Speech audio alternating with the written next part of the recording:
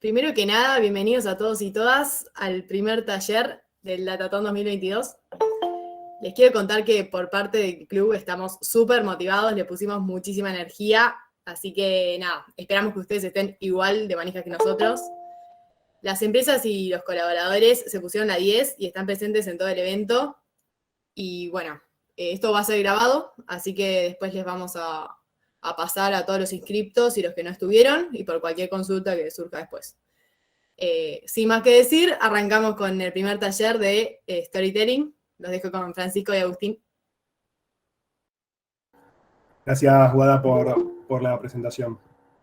Bien, antes que nada me presento, soy Francisco, soy ingeniero industrial, parte de la casa y parte del club de consultoría. Me acompaña Agus, que trabajó conmigo en jefatura de gabinete, donde yo en este momento soy gerente de evaluaciones. Trabajo para el equipo de Felipe Miguel, que es parte del staff de Horacio.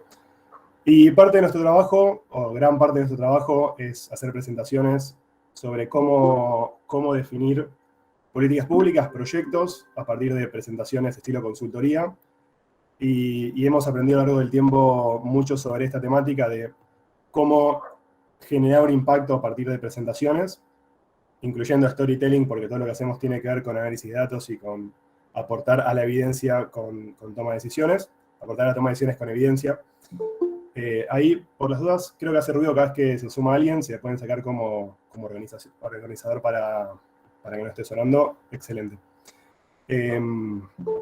Por ejemplo, ¿se escucha, no? El sonito, por las dudas. Sí, sí, se escucha perfecto.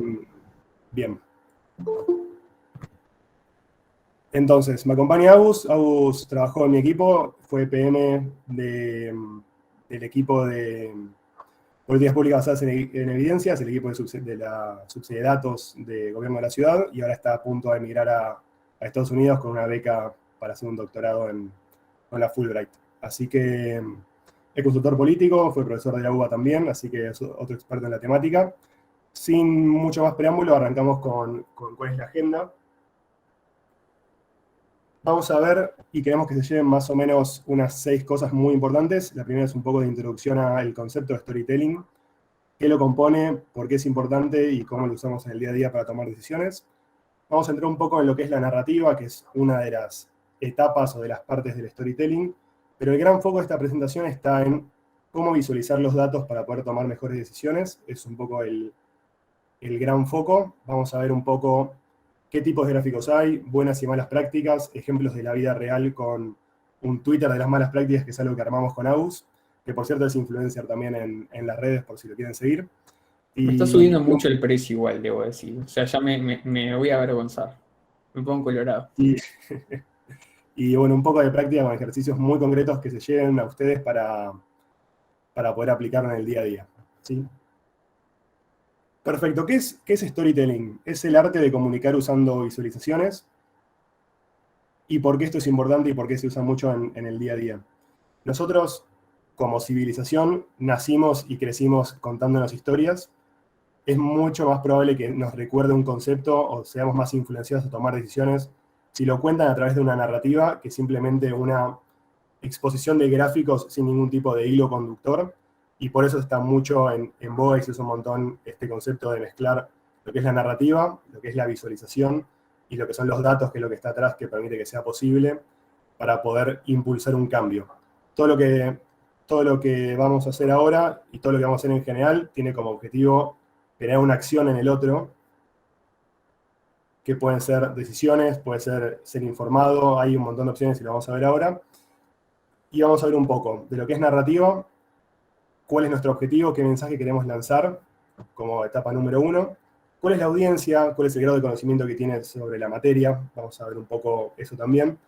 Y les voy a dar un pantallazo sobre lo que son las heurísticas de toma de decisión. Voy a poner 1 minuto, no más que eso, en lo que es economía del comportamiento, que es algo que aplicamos en nuestro día a día también, y queremos que se lo lleven al menos como concepto. Sobre lo que es visualización, vamos a ver cuál es la correcta. Hay tipos de visualizaciones de acuerdo a qué queremos hacer. Vamos a hablar un poco de eso, de buenas y malas prácticas. No voy a entrar tanto en detalle, lo vamos a ver ya en la presentación. Correlaciones, causalidad, gráfico de torta y algunos conceptos más. Y por último, otro pantallazo también sobre principios de percepción visual, que es cómo enfocar la atención de la audiencia, como otro punto importante también a la hora de visualizar. Y lo que es datos no nos vamos a meter en esta presentación. Hay otros 2 talleres sobre Power BI, sobre Tableau, que van a entrar más en detalle en este punto. Pero sí les voy a llevar, y les quiero dejar 3 conceptos que usamos también constantemente, que es, uno, si los datos son relevantes, que es la pregunta que nos tenemos que hacer antes de empezar cualquier tipo de análisis, es, este dataset, esta base, esta tabla, ¿permite responder la pregunta que yo me quiero hacer? Si la respuesta es no, no tiene sentido continuar con eso, pero muchas veces nos mandamos a analizar cosas sin saber o sin estar seguro de qué es lo que queremos. Eso es como muy importante. Número 2 tiene que ver con la confiabilidad de la información. Esta base, estos datos, ¿cuál es la calidad que tienen? ¿Cuál es la tasa de cobertura? ¿Abarcan todo mi universo? ¿Abarcan una parte? ¿Cuál es la confianza que yo tengo en el dataset? ¿Con qué probabilidad puedo estar dando un mensaje equivocado porque los datos no son los correctos? Y eso es muy importante saber, bueno, ¿de dónde surgen los datos? ¿Alguien los tipea a mano? ¿Hay ese tipo de errores? ¿Ciertos universos no están contemplados por algún tipo de regla de negocio? Entonces es muy importante preguntarse también, ¿hay valores nulos? ¿Qué significan? ¿Los tipos de datos son los correctos? De vuelta, no vamos a entrar en detalle, sí les quiero dejar esto para que se lo pregunten a la hora de hacer un análisis de datos. Y el último es, ¿cuál es la macro? Si se puede comparar. Por ejemplo, estamos analizando ventas en los últimos tiempos. Bueno, ¿cómo son respecto a la inflación? ¿Son más, menor? ¿Hay otros datasets que puedan corroborar que nuestras hipótesis son correctas? Estamos viendo una línea de producto. Bueno, tenemos información de otra línea de producto comparable, como para decir, che, este análisis escapa mucho de la media, nos hace ruido, tiene sentido. Ese es el tipo de preguntas que es, ¿con qué lo puedo comparar para asegurarme el punto 2, que es la confiabilidad de la información, como con otra técnica que tiene que ver con el dataset correctamente? Cualquier cosa, preguntas, todo por escrito lo dejan ahí, entre Agus y yo nos vamos pimponeando y vamos haciendo mini parates y vamos respondiendo. Bien, esto es como intro, y les quería contar todo lo que vamos a ver en la presentación, y ahora vamos a entrar en cada uno de los puntos. La narrativa tiene que ver con cuál va a ser mi estrategia para contar la historia, qué momento cuando el board te está mirando y tenés que empezar a hablar y no sabes por dónde empezar. Y para resolver eso, la primera pregunta es ¿cuál es el objetivo? ¿Qué quiero que sepan o hagan a los que les estoy presentando para que salgan de esta reunión, digan, listo, ya sé qué tengo que hacer, y generen el cambio o la influencia que yo quería que hagan originalmente? Y para eso, un poco lo contaba al principio, hay muchas cosas que queremos hacer como objetivo. Podemos hacer que tomen una decisión, podemos convencer a un adversario, negociar, vender, inspirar. Yo quiero que se lleven herramientas que les permita a ustedes en un par de semanas poder hacer la mejor presentación posible dentro del Datatón. Ese es mi objetivo y esta presentación está enfocada en dar herramientas concretas que digan, che, aprendí esto hace un par de semanas, no voy a hacer este gráfico, voy a hacer este otro, y esto va a hacer que mi presentación sea mejor que antes. Y resultados, y por último, ¿qué quiero que sepan o hagan? Y ahí es importante no sobrecargarlos tampoco con conceptos e información. En general, no más de 5 mensajes por presentación es la aconsejable, porque después de eso ya no puedes retener todo lo que aprendiste, más o menos, ¿no? Pero en general, si das 15 mensajes importantes, probablemente al octavo ya no se acuerdan cuál fue el primero. Así que grandes bloques de información. Bien. Una vez que tengo el objetivo, tengo que saber a quién se lo estoy presentando. No es lo mismo presentárselo a mi jefe directo, presentárselo a un director de una empresa, al CEO. Y estas son 2 herramientas de consultoría que les dejo también como obsequio. El primero es comunicación de abajo hacia arriba. Lo más importante es el resultado y la línea de acción, volviendo a lo que hablábamos antes. Yo tengo un tiempo limitado y un canal limitado para poder presentar algo. Ustedes tienen 3 minutos, corríjanme equipo por las dudas, para poder hacer una presentación, no más de 3 minutos. Y lo más importante es poder comunicar el resultado y la línea de acción. Si queremos profundizar en algún punto, porque parece importante, podemos ir al diagnóstico y a la problemática. Y finalmente, si surge la necesidad, podemos contar un poco del proceso y del método. Y siempre tiene que ser un mensaje central. Che, hicimos este análisis y creemos que, voy a inventar cualquier ejemplo, vendiendo este producto en Etiopía aumenta el market share en un 20%, porque vimos este punto y este punto. Argumentos 1, 2, 3. sosteniendo el concepto o el resultado o la línea de acción.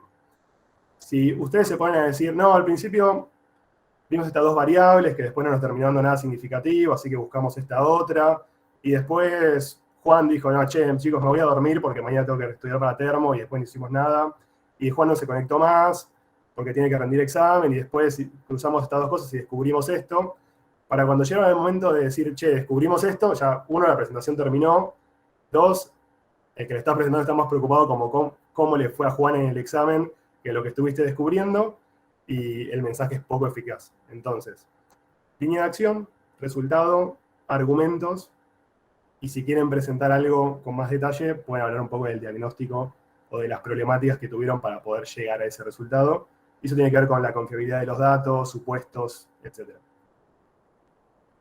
Bien, eso es número de la audiencia. Otros puntos, si quieren, para ser breve, no es lo mismo si alguien es técnico o si es ejecutivo. Seguramente las preguntas que les hagan tengan que ver con más cuestiones técnicas o más de resultado, de acuerdo a quién es el perfil. ¿Cuánto sabe del tema? Porque no es lo mismo alguien que está en la operación en el día a día, entonces no tienes que contarle todo el concepto antes de por qué hiciste esto, hasta llegar al resultado. Si es alguien que no te da mucho en la temática, tiene sentido poder explicar un poco el contexto antes, pero no siempre es necesario, y eso es importante porque muchas veces los grandes ejecutivos, o en este caso nuestros sponsors que ya les dieron el dataset y entienden de qué va los análisis de datos que les piden, no tienen que contarle que es una venta de espectáculos, por ejemplo, porque ellos ya están en el negocio. Usen su tiempo adecuadamente para poder llevarse los mensajes que quieren que se lleven la audiencia. Bien. Y un poco de heurísticas solo para tenerlo en cuenta, porque para poder transmitir un mensaje no simplemente hay que darlo bien, sino tiene que ser bien recibido por la otra persona. Y entre teoría de la comunicación, entre que vos transmitís un mensaje sobre un medio y un canal y se recibe, pueden pasar un montón de cosas, desde que no te estaba escuchando porque estaba pensando en otra cosa, tiene otra idea en la cabeza sobre ese concepto, entonces no prestó atención en los datos que le estás dando. Y para eso les voy a dejar tres sesgos cognitivos que tienen las personas en general. Hay un montón. Les dejo bibliografía sobre Kahneman y sobre Un pequeño empujón, que son dos libros buenísimos sobre este tema. Pero les voy a contar un poco qué es una heurística, y una heurística es un atajo mental que tienen las personas, todo el tiempo lo hacemos, para poder resolver problemas de forma más fácil, sin tanta carga cognitiva. Perdón. El primero es el sesgo de la confirmación, que uno tiende a recibir un mensaje y sobrevalorar las pruebas y argumentos de algo que vos estás de acuerdo previamente versus de algo que no estás de acuerdo previamente.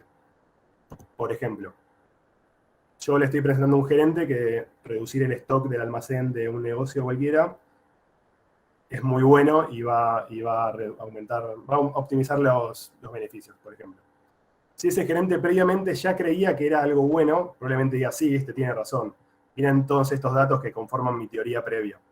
Pero si no estaba de acuerdo originalmente, probablemente diga, che, esto no tiene tanto sentido, o que directamente lo ignore, porque si le tirás 10 gráficos, 5 sí, 5 no, probablemente ignore los 5 que no y se quede enfocado con los 5 que sí, y tome una decisión respecto a no toda la información, sino lo que él previamente le hace sentido. Es foco, y es importante también entender el concepto previo de las personas que después estás presentando, foco en cuál es su visión antes de hacer la presentación. Número 2 tiene que ver con sesgo de disponibilidad. Es la teoría que dice que las personas tienden a creer como ciertas aquella información que previamente ya tenían en su cabeza versus otras, y tiene que ver también con qué es más frecuente. Voy con un ejemplo. Cada vez que hay un choque de avión, salen las noticias, salen en todos lados, entonces la gente tiende a creer que viajar en avión es muy peligroso, pero si comparás la cantidad de vuelos versus cantidad de accidentes en automóviles que hay, viajar en auto es mucho más peligroso. Pero como constantemente cada vez que hay un vuelo, un choque de vuelo, te llega por todos lados, tenés ese preconcepto en previo en tu cabeza que dice, che, viajar en avión es peligroso porque lo vi acá, acá y acá, porque no sale en los diarios cada vez que hay un choque de auto. ¿Por qué esto es importante? Porque si previamente en una presentación vos habías presentado un tema y después, tiempo después, los datos dijeran otra cosa, es difícil sacar de la cabeza originalmente de, che, pero hace un mes me dijiste que vender el stock era bueno, ¿por qué ahora me decís que no? Porque yo ya asumí como cierto durante un mes que vender el stock era bueno. Estoy inventando ejemplos, pero para que se entienda un poco. Entonces, foco con lo que ya la otra persona previamente sabía a la hora de poder hacer un cambio. Y lo último que tiene que ver con el de representatividad, que tiene que ver con la forma en la cual las personas meten en grupos que ellos consideran como ciertos a la hora de asignar una probabilidad nueva a un nuevo evento.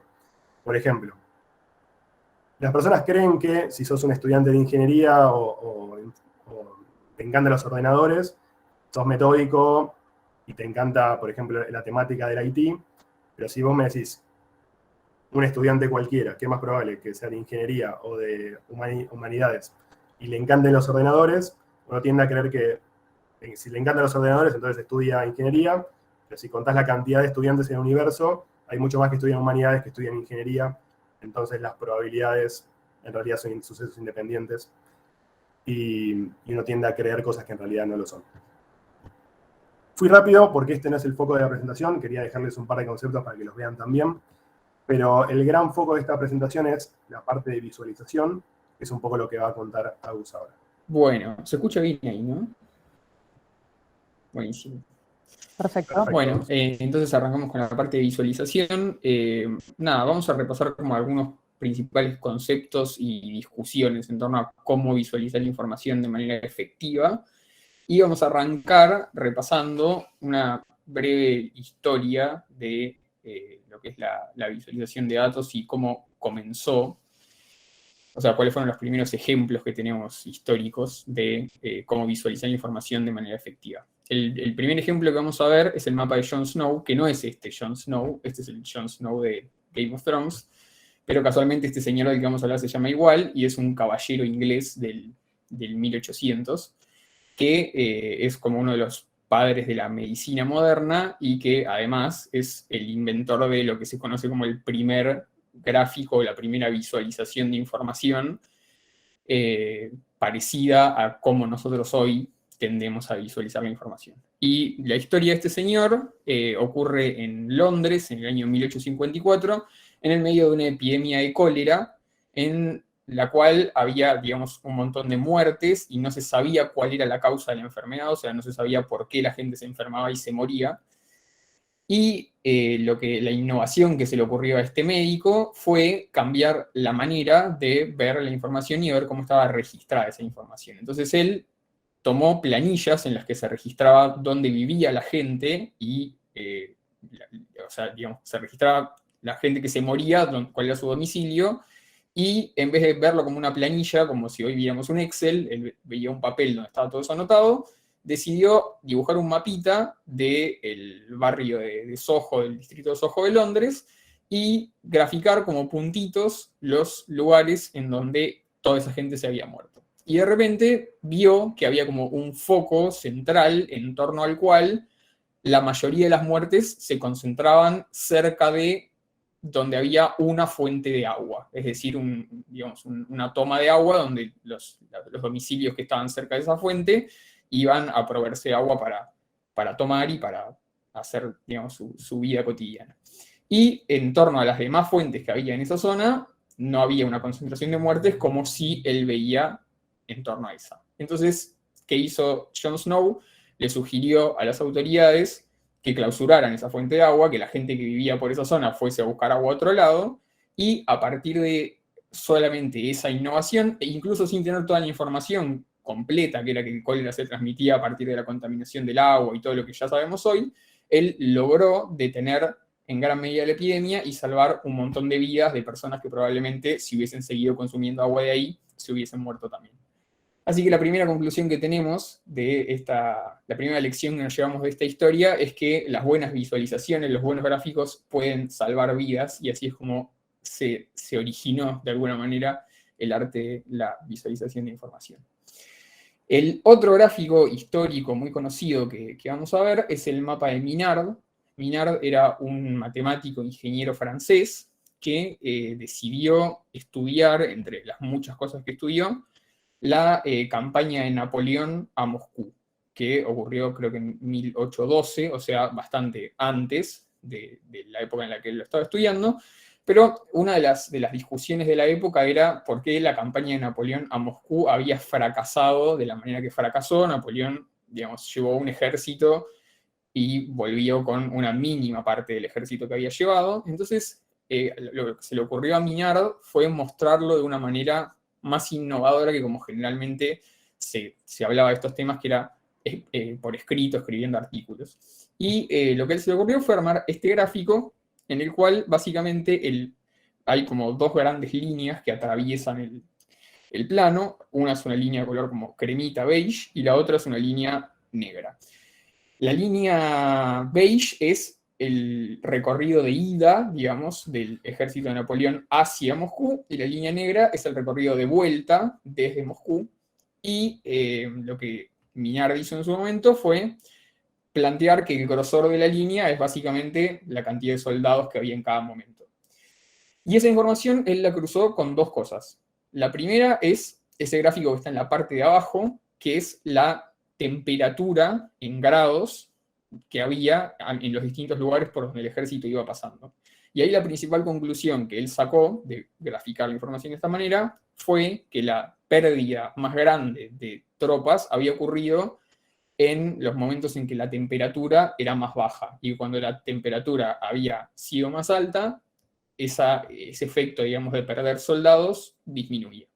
Y lo otro que hizo también, que se consideró muy innovador en la época, fue dibujar, que se ve chiquitito ahí, pero a lo mejor se llega a distinguir, dónde estaban los ríos a lo largo del camino que hacían los soldados. Y descubrió también que cada vez que había que cruzar un río, por ejemplo, en los puntos estos que están sobre todo en la vuelta, cada vez que había que cruzar un río había como una baja muy importante de soldados, como muy abrupta, porque se perdían en el momento de cruzarlos y, digamos, con el paso de la corriente solía ser un factor importante. Entonces, de esa manera, con este gráfico de aquel momento, Mignard logró dilucidar cuáles habían sido los dos principales factores que incidieron en el fracaso de la campaña, que fueron más que nada factores climáticos, o sea, y geográficos. El hecho de tener que atravesar accidentes geográficos y enfrentarse a temperaturas a las que no estaban acostumbrados. Estos son como los dos gráficos más conocidos, y este que vemos acá, que nos sirve como puntapié para seguir hablando del tema que tenemos después, es una reversión de alguna manera del gráfico que vimos recién, que se hizo en los años 2000, creo. Es como una versión de cómo se vería el gráfico de Mignard si lo hiciéramos con una computadora hoy en día. De hecho, probablemente hoy en día se vería distinto, porque este gráfico es como una versión de PowerPoint vieja, pero bueno, la idea de él era decir, bueno, tenemos dos líneas que ejemplifican la ida a Moscú, y ahí podemos ir viendo cómo los soldados se van muriendo de alguna manera a medida que tenemos las temperaturas, los ríos, como una especie de recreación de ese gráfico. Este gráfico que tenemos acá es un muy buen ejemplo de una de las principales discusiones que vamos a ver ahora, que es la del Data-Inc ratio, que es una discusión que no está saldada, pero que nos parecía interesante traer, porque todo el tiempo que se habla sobre visualización de información aparece, y tiene que ver con cómo se visualiza la información. Y tiene que ver, sobre todo, con gráficos como el que estamos viendo acá, en el lado izquierdo de la pantalla, que son gráficos que suelen aparecer en las revistas, en los diarios, e incluso, bueno, el que vimos recién también, que está hecho con PowerPoint, tiene como un componente de alguna manera, innovar en la manera en la que mostramos la información, no mostrar un gráfico sencillo en el que solamente vemos, por ejemplo, en este caso, un gráfico de barras, sino agregarle dibujos o cuestiones que hagan como alusión a la información que estamos mostrando. En este caso, puntualmente, estamos viendo como el aumento de precios de los cigarrillos, y el gráfico es como, las barras en realidad son como cigarrillos que están saliendo de una caja, como para hacer alusión a la información que estamos mostrando. ¿Cuál es la discusión que hay en torno a todo esto? Básicamente hay un especialista en visualización de información que se llama Edward Tufte, y que es como el principal crítico de mostrar los datos con este tipo de dibujos, como este que estamos viendo acá. Y nada, bueno, la discusión en torno a todo esto es que hay defensores de este tipo de gráficos que básicamente dicen que son una manera más divertida, más intuitiva, y que incluso la gente puede reconocer más fácil la información si la ve en medio de una ilustración, por ejemplo. Pero después, por otro lado, hay una corriente que es la que Tufte defiende, que es, claro, exacto, es como una grieta. Hay una corriente que es la de Tufte que dice que no es lo mejor porque todo esto adicional, digamos, a la información, tiende a distraer a la persona que lo está viendo y a hacerlo pensar en otras cosas que no son estrictamente la importancia del dato que es lo que vos querés mostrar. Además, también otro argumento es que en general este tipo de gráficos suelen distorsionar de alguna manera, porque para vos poder encajar la visualización dentro de una ilustración tenés que tomarte algunas licencias que hacen que de repente haya una barra que se ve más grande de lo que realmente es. Entonces, bueno, hay como una gran grieta en torno a si los gráficos, las visualizaciones tienen que ser como el monstruito que estamos viendo ahí o como el gráfico sencillo y simple que vemos a la derecha. Esto que estamos viendo acá está sacado de uno de los tantos estudios que se han hecho, porque a partir de esta discusión en la academia se hacen muchos experimentos en los cuales a distintos grupos de personas se les muestra o una u otra ilustración y después se testea estadísticamente qué grupo recordó mejor la información, para tratar de inferir si las ilustraciones ayudan o no ayudan a que se recuerde mejor. Y la verdad es que hay muchos estudios hechos y todos tienen resultados que no son concluyentes, digamos. Hay algunos que dicen sí, las ilustraciones son mejores si la gente tiende a recordar mejor la información, si está dentro de un dibujo, si está como decorado el gráfico. Hay otros estudios que dicen la gente tiende a recordar mejor si solo le presentas los datos y no le agregas más cosas a la visualización. Pero bueno, el punto de lo que nosotros queremos mostrar, que básicamente es esta animación que estamos viendo, es que según esta innovación que trajo este especialista llamado Edward Tufte, el ideal que nosotros deberíamos hacer es romper con todo lo que los programas que generan visualizaciones de información nos ponen como medio por la fuerza, cuando qué sé yo, uno hace un gráfico en PowerPoint, por ejemplo, le agregan un montón de cosas al gráfico por defecto que probablemente no son necesarias y que probablemente están haciendo ruido respecto a lo que nosotros queremos mostrar. Entonces, en esta animación lo que vemos es, por ejemplo, cómo se ve un gráfico estándar generado automáticamente por un programa. Si nosotros empezamos a remover un montón de cosas que están ahí y que no tienen un propósito claro, que no ayudan en nada y que probablemente lo que hacen es como distraernos de lo que realmente nosotros queremos ver. Y probablemente en casos como este, es verdad que cuanto más minimalistas somos, más sencillo es visualizar solo lo que nosotros queremos que la persona esté visualizando. Este concepto, digamos, de todo lo que rodea el gráfico, que no es estrictamente lo que nosotros queremos mostrar, en inglés se conoce como chart junk o como basura de los gráficos, y es lo que en general esta corriente de Tufte incentiva a eliminar cuando uno está haciendo una visualización.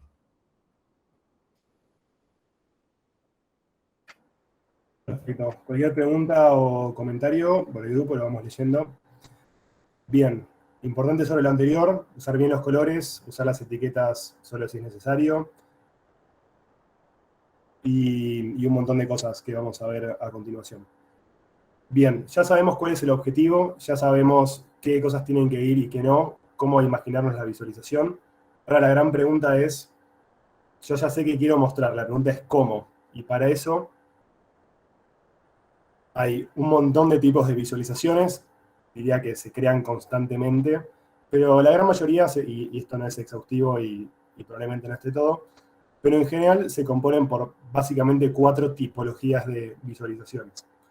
Podés comparar, podés ver distribuciones, podés ver composición y podés ver relación. Son en general el tipo de cosas que queremos mostrar para tomar evidencia, para tomar decisiones. Vamos con simplemente un par de ejemplos de cada uno, de algunos tips puntuales y algunos principales charts para introducir para los que no están tan en el día a día usando Data Analytics. Para comparar, en general hay 2 tipos de gráficos, que es lo más común, gráficos de barras y gráficos de líneas. Y cuándo usar uno y cuándo usar el otro es una de las principales preguntas. A mí me pasó hoy hace un par de horas cuando estaba haciendo un gráfico. En general, las barras son buenas para comparar periodos cortos. Cuando ya se extienden en el tiempo es mejor, o periodos más prolongados es mejor hacer gráfico de líneas. En general no es recomendable hacer gráfico de líneas con periodos muy cortos porque no se ve muy bien, es un poco la realidad. ¿Cuándo usar barras verticales y cuándo horizontales? Las verticales son buenas para marcar continuidad, pocos periodos en el tiempo, pero también estatus, van aumentando el estatus de cosas. Todo lo que sea continuidad está bueno. ¿Cuándo usar barras horizontales? Hay dos grandes usos muy comunes. Uno es cuando las leyendas son extensas. En vez de doblarlo en 45 grados y que quede bastante desprolijo, las barras horizontales permiten tener una leyenda en 2 renglones, por ejemplo. Y para armado de rankings, de más a menos o de menos a más, también es una buena idea usar barras horizontales. Los gráficos de distribución son muy importantes, es lo primero que voy a decir, y te permiten entender cómo está distribuida o cómo es el comportamiento de una población. Para eso se usan histogramas, se usan gráficos de dispersión, se usan boxplot, por ejemplo.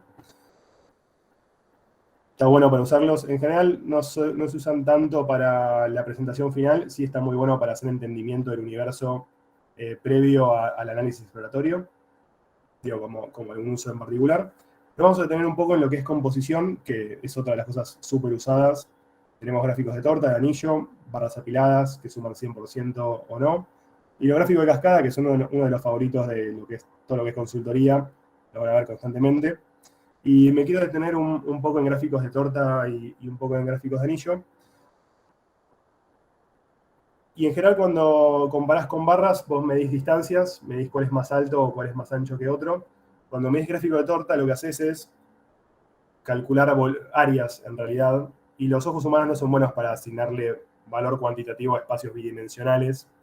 Entonces, estos gráficos es difícil poder rankear cuál es el 1, 2, 3, 4 en tamaño o en cantidad. Y yo en general recomiendo no usarlo, no se recomienda usarlo, solo cuando las magnitudes son muy diferentes entre sí, sí se ve bien la diferencia, y cuando son pocas categorías, de 3 a 5 máximo, es usable, no voy a decir que está bueno, pero es usable. Y de regalo también, este es el mejor pie chart del mundo, cielo, pirámide y la otra pirámide de la sombra, mi gráfico de torta favorito. Pero bueno, no los usen.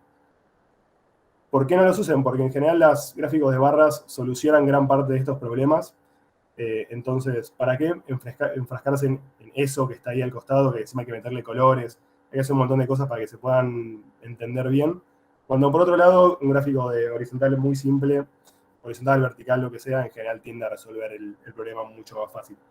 Así que muerdan los gráficos de torta en nuestro segundo takeout de la presentación. Pueden salvar vidas y no usar gráfico de torta son los dos, hasta ahora, los dos grandes hitos de la presentación. Por otro lado, los gráficos de anillo, que son eso que está ahí en pantalla, vos lo que medís o lo que comparás son longitudes de arco internas entre segmentos. La pregunta que les hago es, ¿qué tan seguros están para atribuirle valores a longitudes de arco? La respuesta es muy baja. Así que no usen gráficos de anillo tampoco, usen gráficos de barras normales y van a estar muy bien. No es necesario, no lo hagan. Sé que queda lindo, pero en general el uso práctico es muy bajo. Y si van a cualquier empresa grande o consultora, lo primero que le van a decir es no usen gráficos de torta. Así que no lo hagan. Bien, y por último de relaciones, no voy a entrar tanto en detalle, pero sirve para comparar dos variables distintas, poder medir tendencias y correlaciones. Y ahí lo vamos a ver después, pero ojo con poder decir, bueno, puedo predecir el comportamiento a partir de los datos del pasado. Eso es incorrecto, correlación no es causalidad, que lo vamos a ver en breve. Pero siempre está bueno entender cómo se comportan en general dos variables entre sí para poder tener algún insight importante. Así que en relaciones, en general tenés scatterplots, que es un gráfico de dispersión también, donde comparás 2, 3 variables, y puedes meter la variable temporal en el medio también y ver cómo se comporta evolutivamente a lo largo del tiempo también. Así que eso es un poco qué tipos de gráficos hay y un par de ejemplos concretos como para introducir. Ahora Agus les va a contar algunos tips más complejos. Bien, siguiendo lo que decía Fran, vamos a ver probablemente como los 3 crímenes más frecuentes que se cometen cuando uno está mostrando información y la muestra de forma engañosa. No sé si son los más frecuentes, pero bueno, son bastante comunes y son bastante graves también, así que está bueno aprenderlos.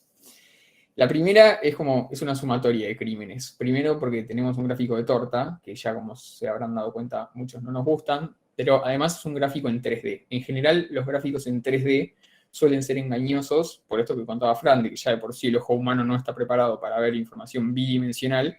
Si además le agregamos una tercera dimensión, se hace todavía más difícil. Entonces acá la pregunta, no sé si quieren contestar por el chat, pero la pregunta de juego, digamos, de este gráfico es adivinar cuál de estas 4 porciones del gráfico es la más grande, digamos, cuál es la que representa el mayor porcentaje. Bueno, ahí tenemos una mayoría que va por el 2. Clara mayoría. Ahí aparecen los del 1.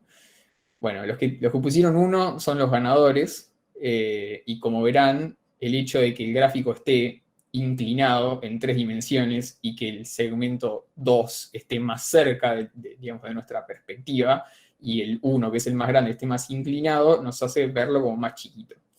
Eso es, digamos, una conclusión muy importante que nos llevamos de esto, es, en general, los gráficos en 3D no hay que usarlos nunca, porque son muy distorsivos. Aún si no nos damos cuenta, aún si no nos parece y creemos que igual se ve con claridad, son muy distorsivos y además gráficamente no aporta mucho mostrar en 3 dimensiones. Así que otra lección que agregamos a todas estas que estamos llevándonos de esto, de esta charla, muerte a los gráficos en 3D.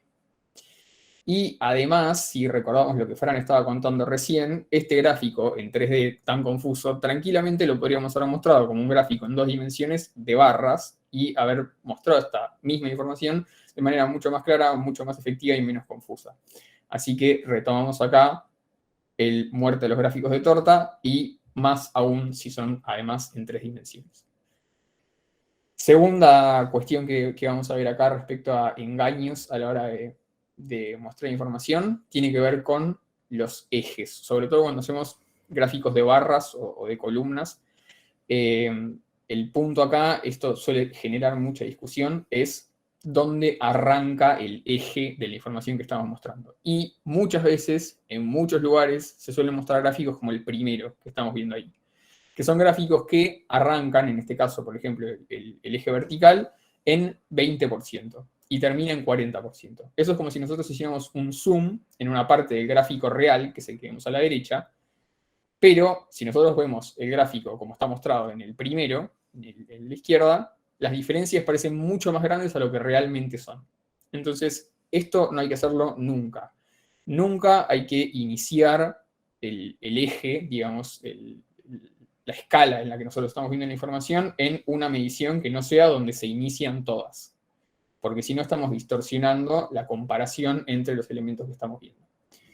Eso es bastante común y es algo que hay que evitar. Y lo tercero que queremos remarcar que hay que evitar, que tal vez lo han visto porque hay varios de estos gráficos que circulan y que son muy graciosos, tiene que ver con no confundir correlación con causalidad. Es decir, que en nuestras visualizaciones no tratemos de mostrar 2 eventos que se correlacionan en cuanto a valores o en cuanto a que ocurren al mismo tiempo cronológicamente, como que uno causa el otro. De hecho, acá lo que podemos ver es, como un ejemplo, es la cantidad de personas ahogadas en piletas correlaciona como de manera muy alta con las películas donde aparece Nicolas Cage. Y si nosotros pensamos un segundo, nos damos cuenta que no tiene nada que ver una cosa con la otra, pero si nosotros queremos hacer una visualización engañosa, lo podemos mostrar de esta manera, e incluso si queremos hacer un cálculo estadístico de cómo correlacionan estas dos cosas, nos va a dar muy alto, pero no por eso deberíamos deducir que hay una de estas dos cosas que está causando la otra. Así que ahí tenemos a Nicolas Cage recordándonos que correlación no significa causalidad. Y después de estos tres lecciones de cómo no engañar con visualizaciones, vamos a ver un poco con Fran cómo enfocar más la atención en lo que nos interesa mostrar. Perfecto, gracias Agus, vamos con el segundo ejercicio del día. Quiero que cuenten la cantidad de números 3 que hay en la siguiente imagen que les voy a mostrar. La primera persona puede gritarlo o escribirlo por el chat, como prefieran. Así que la cantidad de números 3 en la siguiente imagen, 3, 2, 1, ahora.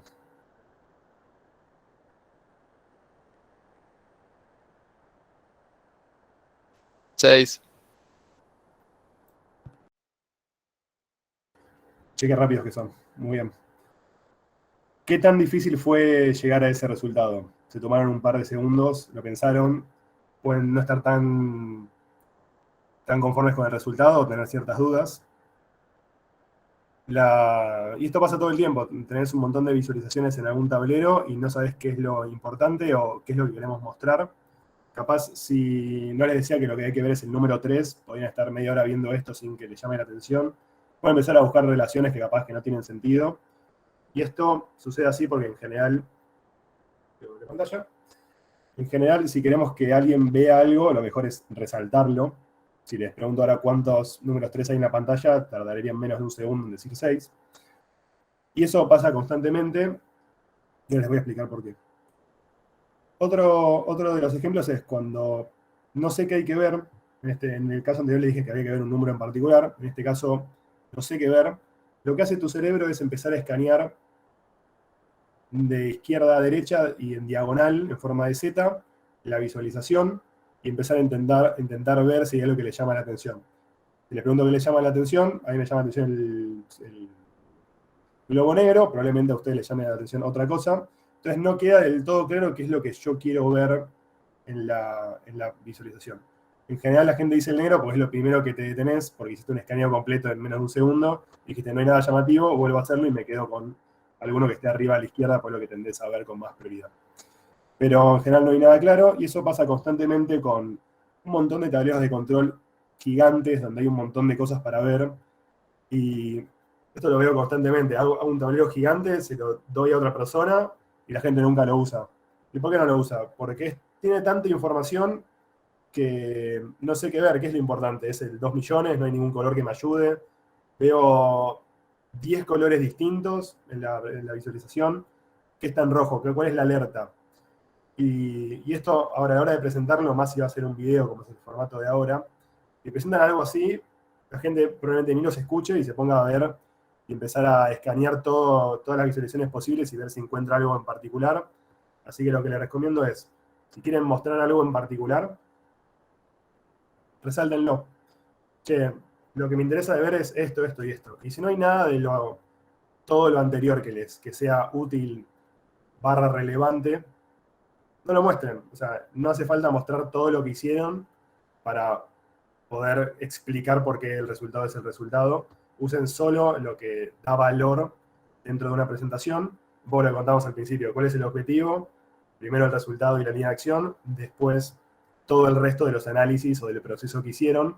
Porque capaz que verlo de forma desagregada geográficamente como abajo a la izquierda, ni importa, porque no dio nada importante. Entonces, ¿para qué tienen un gráfico extra que no me aporta valor y le suma ruido, le suma basura, como decía Agus, a la presentación?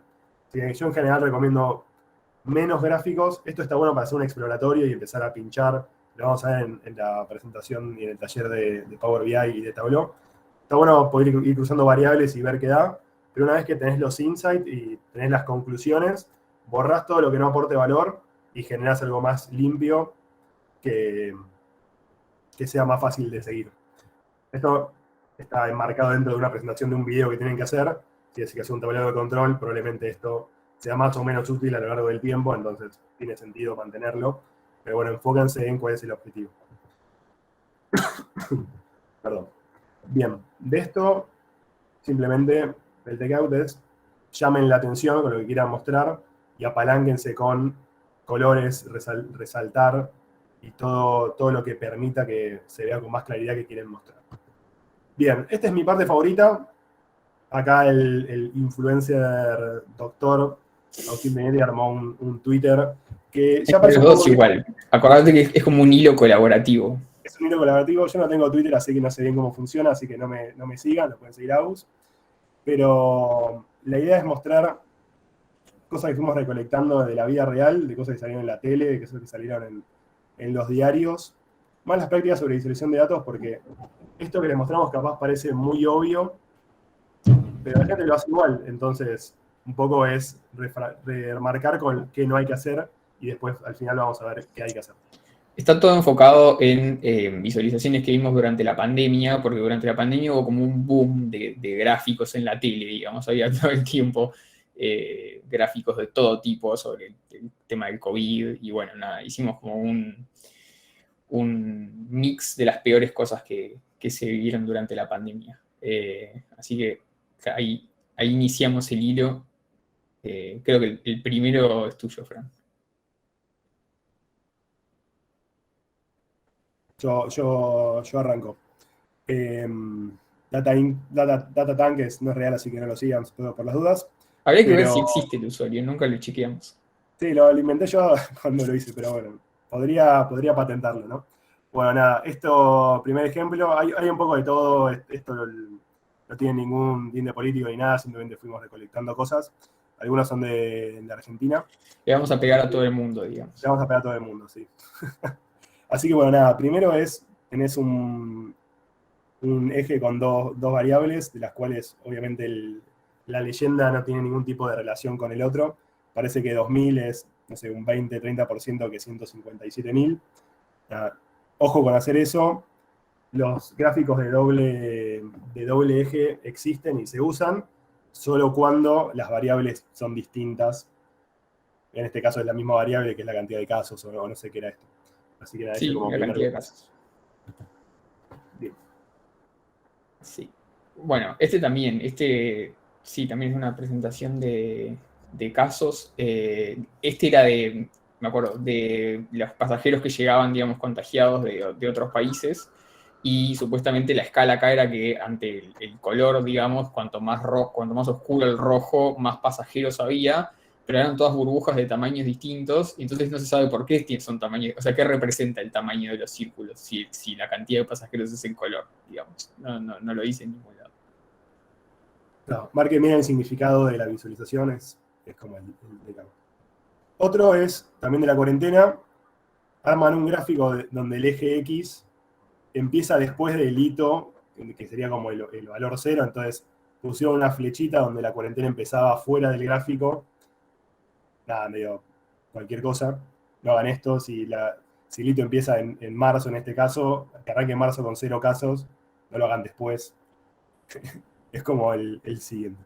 Cartelito de cuarentena me da penita, es el hilo de Twitter. Bueno, acá ya entramos con las de los periodistas y los medios de comunicación. Yo creo que es uno de los peores, y es A24 mostrando un gráfico screenshoteado directamente de PowerPoint, donde además abajo, digamos, está la leyenda de qué es cada color, pero no está completa, dice serie 1, serie 2, serie 3, y arriba en el título dice Argentina, entre paréntesis azul, Italia, entre paréntesis naranja. O sea, todo lo que no hay que hacer está hecho en este gráfico, y el canal ni siquiera lo corrigió y directamente lo puso al aire. Así, esto salió en la tele, chicos. Salió en la tele. Desastre. Este también es otro de ejes, tienen el misma distribución. Este es peor que el que le mostró Agus, porque dice 2000, 4000, 5000, 8000, como que tienen el mismo espacio entre sí, pero no se corresponden. Y bueno, ni hablar también que hay un número grande y un número abajo que tampoco se explica qué es. 82 está gigante, pero arriba está un número que es mucho, mucho más grande. Así que también otra de las escalas. Acá, también, era supuestamente como las tendencias de cómo se iban duplicando los casos. Nunca lo entendimos muy bien, igual porque creo que nadie lo terminó de entender. O sea, como que cada línea es un país, y después los demás países dice protección alta, protección baja, nada, bueno, un montón de rayas extrañas, un gráfico medio psicodélico. Sí, este es el salto en garrocha que... El salto en garrocha, exactamente. Y también cuando ya directamente la pantalla es curva, también tiende a distorsionar un montón. También, todo, además. Sí. Sin contar eso. Pero bueno. Otro de colores, les hablamos de la importancia de marcar con colores lo importante y de resaltar. Mucha atención con los colores que nuestro cerebro asocia a bueno y malo. Porque los semáforos se usan un montón, donde verde es bueno, rojo es malo, o problema más que malo, ¿no? Pero en este caso, conglomerado es rojo, importado es amarillo, como que uno tendría tendencia a pensar que el rojo es malo, pero en realidad son categorías nada más. Así que nada, cuidado con eso, que no uses colores solo por usarlos, porque a veces pueden tener otra interpretación distinta. En este es otro de medios, donde básicamente si siguen la línea rojita que le pusimos, la columna que pega en esa línea dice 67, pero el eje dice 80. O sea, no sabemos si está bien el eje y esa línea es 80, o si está bien lo que dice la línea y es 67. Y así con todos, digamos, ¿no? Porque cuando distorsionas una columna, distorsionas todas, básicamente.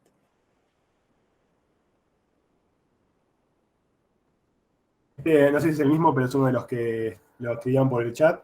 Tenés un porcentaje de la población que da 100%, pero si te pones a contar, 97 más 2 más 26 más 7 te da como 132%. Y esto, nada, parece obvio, lo dijimos en la presentación, pero salió en TN alegremente y a nadie le importó. Así que, nada, también, si van a hacer métricas que den el 100% de una población que dé 100%, es como mucho, muy importante. Si no, puede surgir algún tipo de pregunta.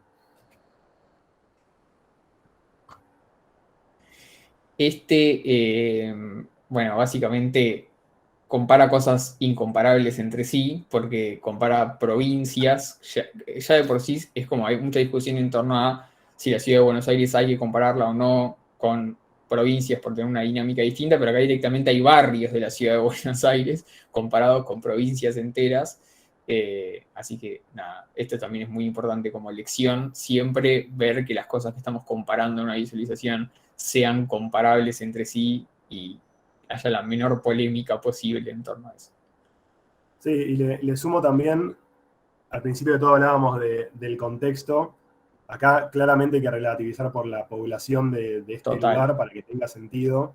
No puedes comparar la población de Flores con de Buenos Aires entero. Obviamente Buenos Aires te va a dar más grande.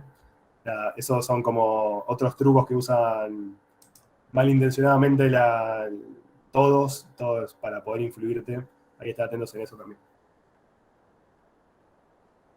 Bien, hablando también de leyendas, acá usan 100M y arriba ponen 1M. Se entiende que igual es miles y millones, pero capaz que no se entiende tanto. Digo, también atención con usar miles y millones. Depende del software que usen, capaz que lo escriben distinto, estén atentos con eso. Nada, simplemente eso que como que parece que se resetea, pero en realidad es 1000 millones, ¿no? Yo creo que este es uno de mis favoritos. Como que no hay mucho para explicar porque es inexplicable directamente. Como un montón de conceptos sin sentido que están metidos en un diagrama de Venn, que supuestamente en un diagrama de Venn uno ve como hay grupos distintos con distintos componentes y en qué punto se entrecruza la composición de esos grupos. Bueno, acá no sé. Es como aislamiento, solidaridad, barbijo, sistema de salud, España e Italia. Hay como fechas, países, valores, emociones. Bueno, esto salió en TN también. Esto, por otro lado, es un gráfico de Venn bien hecho, donde tenés 3 bloques y la conjunción de las 3 es lo que está en el medio. El mejor Por gráfico ejemplo, de Venn. Este es un buen gráfico de Venn, el mejor. Tema de los redondos, un doctor y un nene chiquito. Lo que tienen en común los tres es que no se les entiende la letra. Un gráfico de Venn que sí está bien diseñado. Y acá tenemos un par de ejemplos de otros países también. Este es un ejemplo de lo que hablábamos hoy, de dónde arrancar el eje de una visualización, que acá está como, esta visualización está hecha para que se vea la diferencia entre estas dos columnas mucho mayor de lo que realmente es, porque si ven el eje vertical arranca en 300, cuando si lo que estamos comparando son cantidades debería arrancar en 0 y probablemente esta brecha entre las dos columnas la veríamos mucho más chiquita de lo que se ve acá. Quedan 1 o 2 ejemplos más. Les dejo este Fox News, que nunca puede faltar en cómo no visualizar info. En este caso tiene doble problema. Ambos los ejes X e Y no tienen una escala... es espectacular. O sea, 5.000 casos es lo mismo que 15.000. Y no solo eso, sino que las fechas también están mal puestas. Esto gráfico directamente no tiene sentido. nada, es básicamente cualquier cosa. O sea, si lo dibujabas a mano era básicamente lo mismo. Así que, bien, Probablemente Fox. mejor.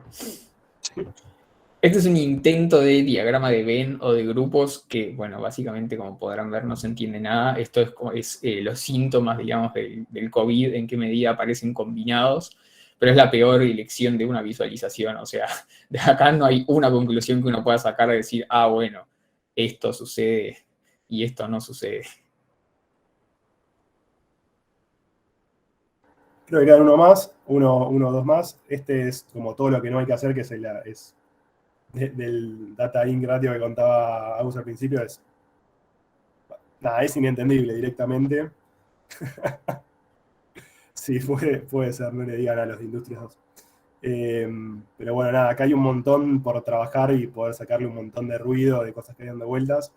Pero bueno, nada, no sé tan en eje logarítmico, yo ya no entiendo, pero De hecho, acá probablemente la no, recomendación es, para hacer esto, hagan 10 gráficos distintos, cada uno mostrando una cosa, en vez de meter todo esto en un solo gráfico, que además es horrible, pero bueno. Y este tampoco lo entendimos muy bien nunca, pero se hizo muy famoso en Twitter, el tornado. Es como esos gráficos que muestran trayectoria como en un eje bidimensional, cómo se va moviendo un país. Entonces de repente es como, bueno, un día estás en un punto y al día siguiente te mueves un poquito a la derecha porque disminuyó una variable. Bueno, nada, conclusión, terminamos mostrando esto que es como un dibujo de jardín de infantes. Las cosas que estamos mostrando acá, estos, sobre todo estos últimos, salieron como en publicaciones prestigiosas. O sea, hay uno de la revista Nature, este no me acuerdo, también es de una revista importante de Estados Unidos, no sé si The Economist o uno inglés, no, la verdad es que no me acuerdo ahora. Pero bueno, son todos el chiste acá fue mostrar como medios profesionales o gobiernos haciendo este tipo de cosas para ver qué realmente sucede. sí, esto, y ya con esto se cierra, es simplemente ningún hilo de Twitter termina sin gatitos, así que les dejamos unos gatitos ahí. Este No nos sé si gusta tiene algo igual, malo, no lo pero ponemos bueno, para este es el mejor. criticarlo. No, este creo que es de lo que más me gustó. Sí, Pero es el bueno, más lindo de todos. bien, ¿cómo venimos? Nos queda una última parte que es ejercicios prácticos. Ya vimos la teoría, ya vimos lo que no hay que hacer. Ahora vamos a dejarles ejercicios para que los pensemos unos segundos cada uno y veamos cómo se puede mejorar cada visualización. Así que ya estamos cerca de terminar, faltan unos 10 minutos. Solo para contarles, es un poco hora de la práctica. Así que pónganse en modo resolver problemas. Y vamos a ir con un par de ejemplos. No son tantos, son unos 5 o 6. Son bonitos. Y ya cerramos con eso. Así que, número 1, ¿cuál es el error de este gráfico? Perdón que esté en inglés, lo sacamos de algún libro, pero los vamos traduciendo en vivo, así se entiende. Estás comparando básicamente tiempos entre este cuatrimestre y el anterior, y tenés distintas categorías. La pregunta ¿es la mejor forma de visualizarlo? ¿Qué opinan? Bien. Me gusta que se entendió lo de la muerte de los gráficos de torta.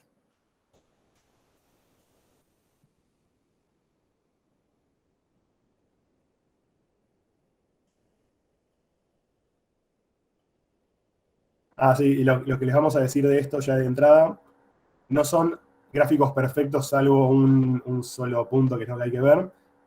Obviamente le faltan, por ejemplo, porcentajes y un par de cosas más. Por eso les damos una pista para ver más en específico qué podemos mejorar. Claro, En este probablemente caso, se puedan mejorar en muchos aspectos.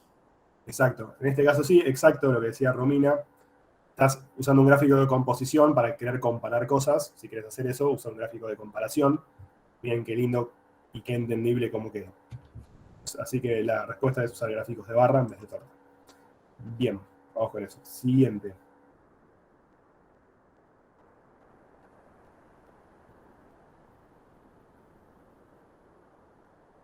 Ahí va, ahí se dieron cuenta rápido. Exacto. ¿Por qué curvo es la pregunta? O sea, está bueno innovar. No hace falta, porque cada cosa nueva que agregás es una carga cognitiva a la otra persona, que probablemente en tu caso estaba buenísimo generar cosas onduladas y cosas distintas, pero nada, quedarnos en la heterodoxia o la ortodoxia y ser lo más conservadores posibles y que quede plano Es Porque mucho más además fácil para el ojo. cuando le agregás ese cosito extra, probablemente la persona que lo ve no se da cuenta al toque si la línea termina donde termina el circulito, o sea, donde está el último punto del circulito, o si termina antes y el circulito se lo agregaste como una decoración, digamos.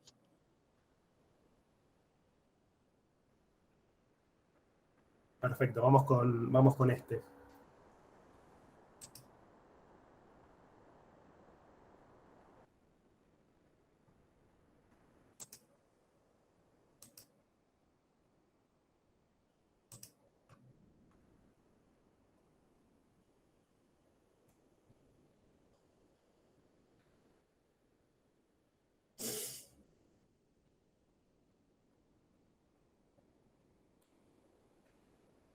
Ahí va, creo que fue bastante claro el problema. Perfecto, clarísimo todo lo que vienen diciendo, tienen razón. Y vuelvo al principio de cuál es el objetivo. ¿Querés comparar una de estas líneas con respecto a las demás? Si ese es el caso, recuerden lo que hablábamos al principio, resalten qué es lo que queremos mostrar. En este caso es que la violeta está por arriba de la media, porque es lo que queremos mostrar. Bueno, nada, no hace falta todas las categorías con colores, simplemente marca lo que vos querés mostrar respecto a todo el resto de los eventos, productos, lo que sea. Bien, vamos con un par más. Acá estás comparando este mes con el mes anterior de dos productos distintos. ¿Se les ocurre algo similar a lo que vimos recién?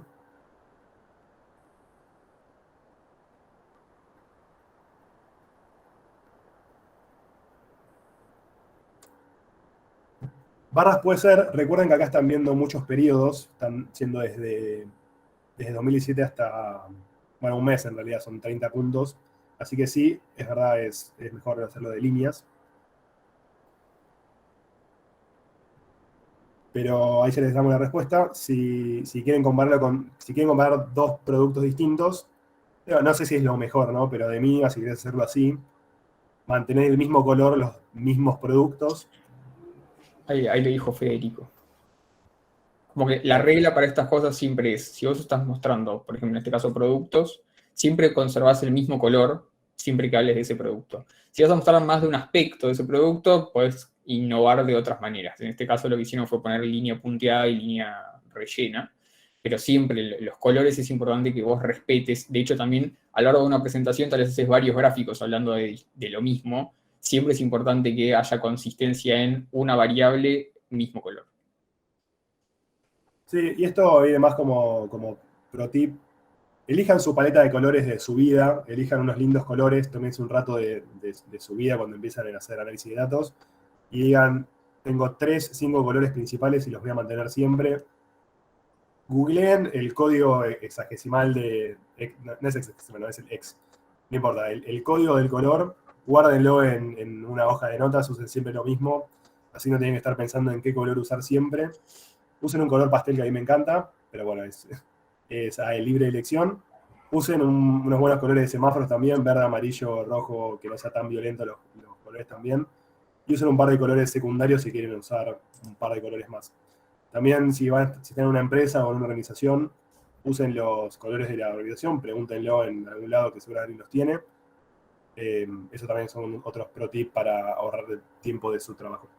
Y si están laburando en BI y lo van a ver después, esto ya me meto más yo en lo que hago en el día a día, háganse un template de BI o de PowerPoint con los colores ya embebidos y les va a ahorrar un montón de tiempo a la hora de armar una presentación nueva. Mismo fuente, tipo de letra, tamaños, todo. Está bueno. Bien, creo 1, 2 y ya vamos cerrando. Error en este gráfico, este lo vimos. Sí, es bastante fácil. Perfecto, me encanta. Prestaron atención. Estoy orgulloso de ustedes.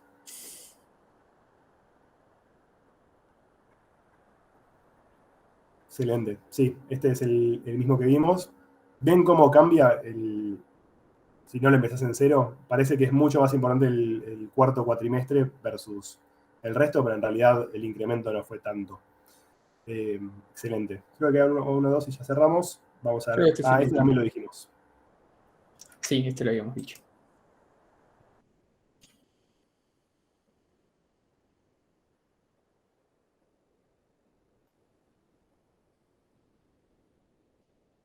ahí va, ahí lo están diciendo.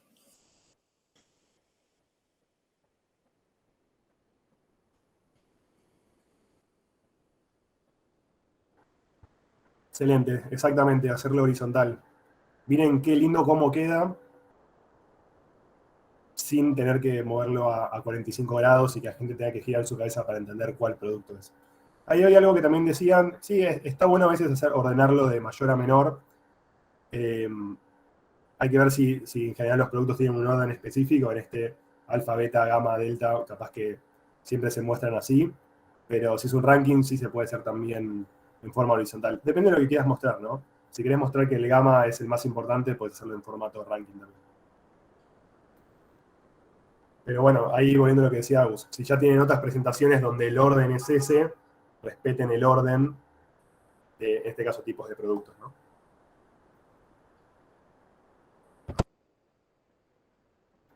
Perfecto. Listo, estamos cerca de cerrar, les vamos a dar las conclusiones finales. ¿Qué es lo primero que ven en pantalla que no hay que hacer? Ahí Excelente. va, muy bueno. Bien, espectacular. Bien que estén atentos, es un poco uno de los sesgos cognitivos que les dimos. Conclusiones. Primero que nada, muertos los gráficos en 3D, nunca los usen, eso sí que jamás en la vida lo usen. Usen gráficos de torta solo si es estrictamente necesario o si su jefe se los pide y no hay forma de negociar, pero si pueden no usarlos tampoco. Siempre piensen cuál va a ser el objetivo y cuál es la audiencia, eso es lo más importante, sin eso el resto va a estar sesgado y puede no llegar al objetivo principal. Usen colores y tamaños para poder fijar la atención de la audiencia. Muestren lo que hace falta mostrar, no muestren lo que no hace falta mostrar. Y que vean lo que vos querés que vean es un poco el concepto. El concepto de menos es más, usen solo la cantidad de ayudas a la visualización menor posible para que se entienda. No creas todo lo que ves en Twitter, ni en la tele, ni en los diarios, ni en todo. Mejor no creas nada de lo que ves en Twitter, es como la gran conclusión. Y por último, la forma en la cual presentás la información tiene un gran impacto en cómo la audiencia la recibe, la interpreta y, más importante de todo, cómo actúa. Así que espero que les haya gustado esta presentación. Era introducción al mundo de la visualización de datos y de storytelling.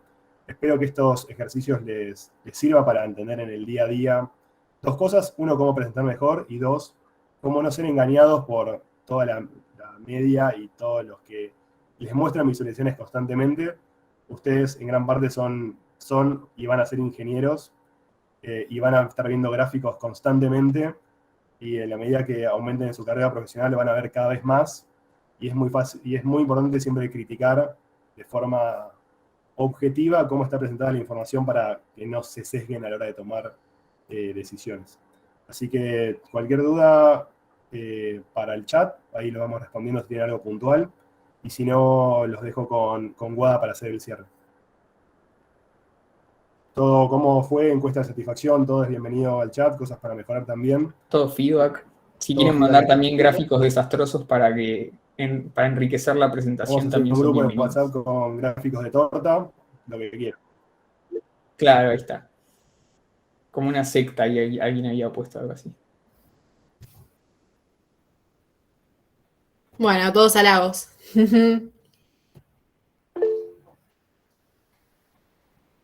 Bueno, Agu, Fran, muchísimas gracias. La verdad que muy completo, interesante y va a servir muchísimo para la presentación del desafío. Bueno, y chicos, les vamos a mandar entonces el link de la grabación para que consulten cuando quieran y los esperamos con los 2 talleres que vamos a ver la próxima semana, el martes a las 16:30 de Power BI y el miércoles también 16:30 de Tableau. Muy importantes herramientas para la visualización de datos, así que es un complemento indispensable. Bueno, muchas gracias.